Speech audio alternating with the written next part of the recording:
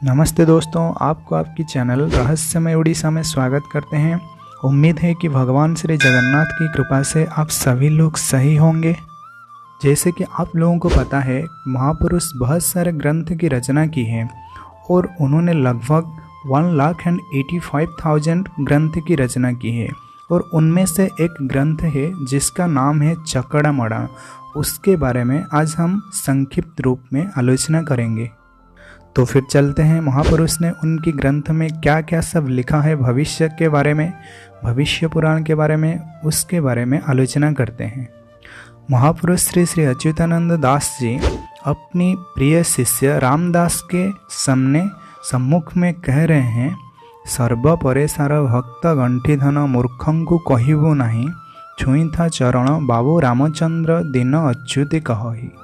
इसमें अच्युतानंद जी अपनी शिष्य रामदास से कह रहे हैं, हे राम, तुम मुझे बहुत प्यारे हो और तुम ये प्रतिज्ञा करो, मेरे चरण मेरे माथे छूकर ये प्रतिज्ञा करो कि तुम ये गुप्त चीज़ किसी को नहीं बताओगे। आज जो गुप्त चीज़ मैं तुम्हें बताने वाले हूँ वो गुप्त चीज़ तुम किसी को भी नहीं बताओगे, क्योंकि मूर्ख के सामने अगर ये गुप्त चीज़ तुम बता दोगे वो लोग तुम्हें परिहास करेंगे, वो लोग तुम्हारा मजाक उड़ाएंगे।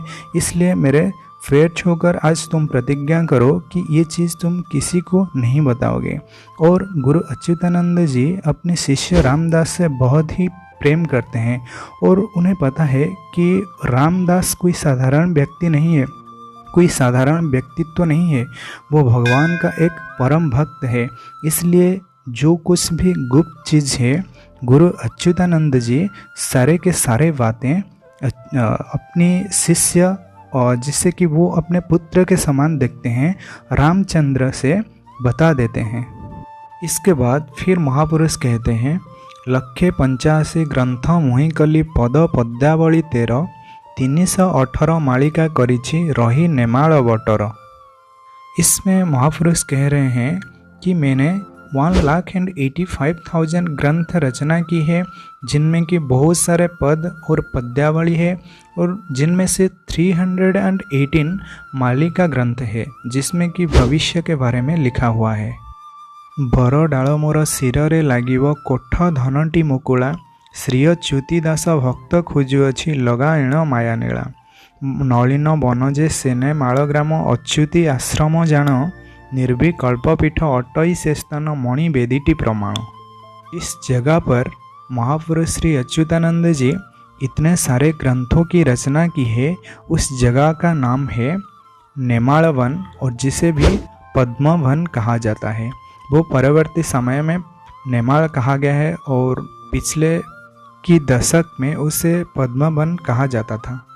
और उसी जगह पर एक बहुत बड़ा बट्ट वृक्ष है और उसी बट्ट वृक्ष के नीचे महापुरुष श्री अच्युतानंद दास जी की समाधि है।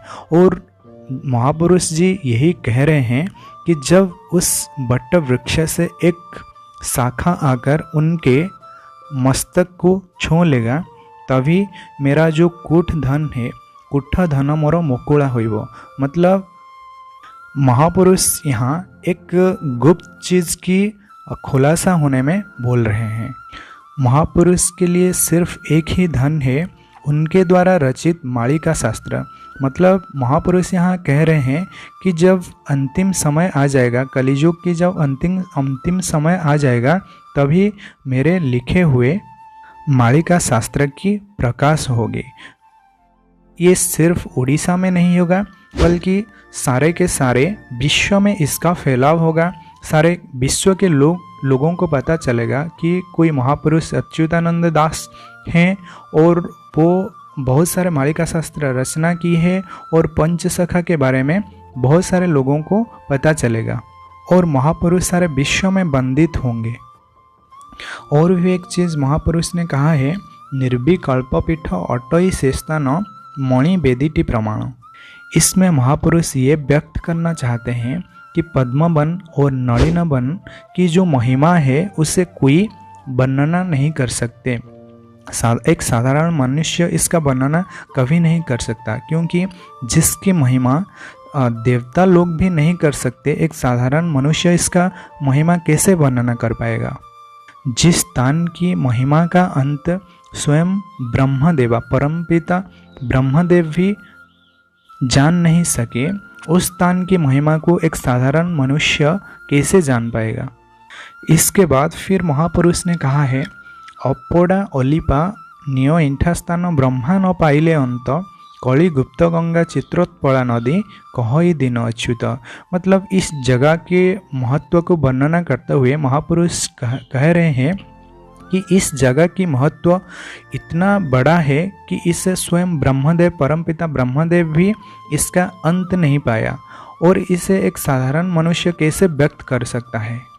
और उन्होंने यहाँ सीधा सीधा कह दिया है कि कली में जो गुप्त गंगा है, कलियुग का जो गुप्त गंगा है उसका नाम है चित्रोत्पला, और जो नेमाल बट है, नेमाल धाम है, वो बिल्कुल चित्रोत्पला नदी के तट पर है। फिर महापुरुष अपनी वाक्य की दृढ़ोक्ति देते हुए कह रहे हैं, श्रीअच्युत वाणी पत्थर गार पर्वते फुटिब कहीं पूर्व सूर्य अबा पश्चिम को जीव मवचन सत्य ही। इसी पंक्ति में महापुरुष अपनी बात पर दृढ़ता प्रकाश कर रहे हैं। अगर किसी चीज़ को हम पत्थर से लिख दें तो उसका मिटना इतना सहज नहीं है। तो महापुरुष इसी तरह कह रहे हैं, मैं जो कुछ भी लिख रहा हूँ और मैंने जो कुछ भी लिखा है वो पत्थर की लकीर के समान है। और महापुरुष अपनी बात की दृढ़ोक्ति देते हुए ये भी कह रहे हैं कि ये संभव हो सकता है, भविष्य में ये संभव हो सकता है कि पर्वत के ऊपर लोटस खिल सकता है। और वो ये भी कह रहे हैं कि जो पूर्व में जो सूर्य उदय हो रहा है वो पश्चिम में उदय हो सकता है, लेकिन मेरे कहते हुए मैं जो बात कह रहा हूँ अभी उसका कभी भी झूठ नहीं होगा, वो बात कभी भी गलत नहीं होगा, किसी भी हालत पर ये बात गलत नहीं होगा। और महापुरुष इसलिए ऐसा कह रहे हैं क्योंकि वो जो कुछ भी लिख रहे हैं और जो कुछ भी लिख दिए हैं वो कोई अपनी मन से नहीं लिख रहे हैं, उन्हें स्वयं भगवान श्री जगन्नाथ ये बोल रहे हैं और अच्युतानंद जी इसे लिख रहे हैं।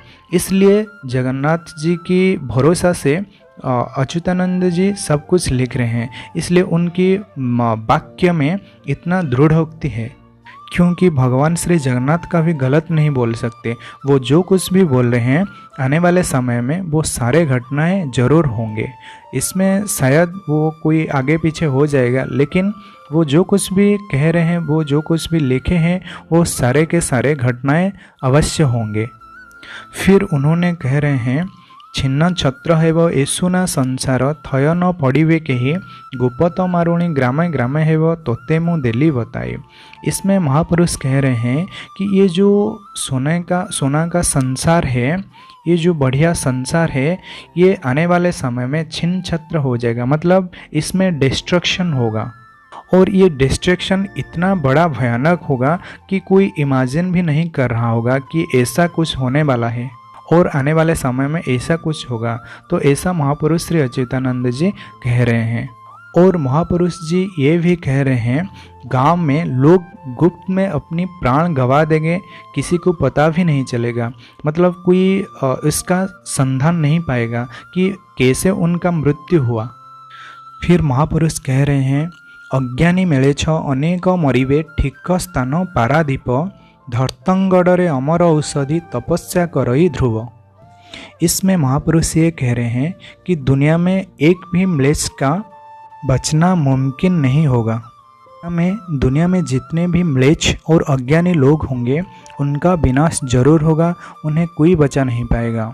और उड़ीसा में एक स्थान है पारादीप पोर्ट करके एक स्थान है, जहाँ की महापुरुष ने कहा है कि उसी जगह पर बहुत सारे म्लेच्छ लोगों का संहार होगा। और आपको पता है सत्य युग में जो ध्रुव महाराज तपस्या कर रहे थे, वो एक स्थान पर तपस्या कर रहे थे, एक वृक्ष के नीचे, जिसका नाम है धर्तंगड़, उसी जगह का नाम है धर्तंगड़। और वहाँ एक अमर औषधि है, मतलब जिसे खाने से मृत्यु नहीं होगा। और उसी जगह की प्रमाण महापुरुष ने अपने ग्रंथ चकड़ा मडान में दे दी है। और महापुरुष ने ये भी कहा है, अमर औषध फुटे 3 पत्र दिवस रे वृक्ष लंडा। इसका मतलब है जो अमर औषध है उस वृक्ष में सिर्फ 3 ही पत्र दिन में आता है। और आपको ये विदित होगा जैसे कि वृक्ष में कोई पत्र ही नहीं है, वो दिवस में मतलब दिन में बिल्कुल लीफलेस देखा जाएगा। फिर महापुरुष ने कहा है मारू महरग पड़िब देश रे अन्न जल न मिलिब पागला इंजीनियरिंग कलिकता ठारू सही बेलरे आसीबो।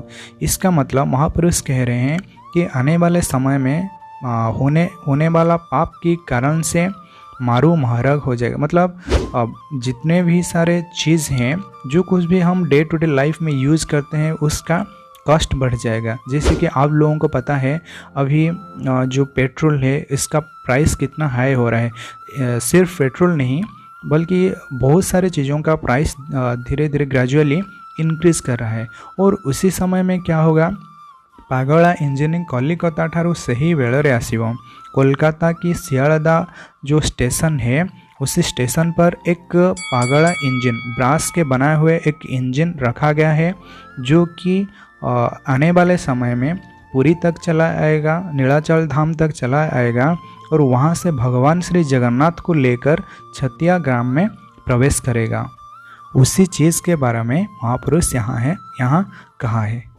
तो दोस्तों इसी वीडियो में बस इतना ही कहना चाहते हैं। अगले टॉपिक किस चीज़ पर बनाएंगे आप कमेंट करके बताएं, हम कोशिश करेंगे कि उसी टॉपिक पर वीडियो बनाएंगे। तो दोस्तों आप सभी को जय जगन्नाथ, जय उड़ीसा, जय पंचसखा, जय भारत।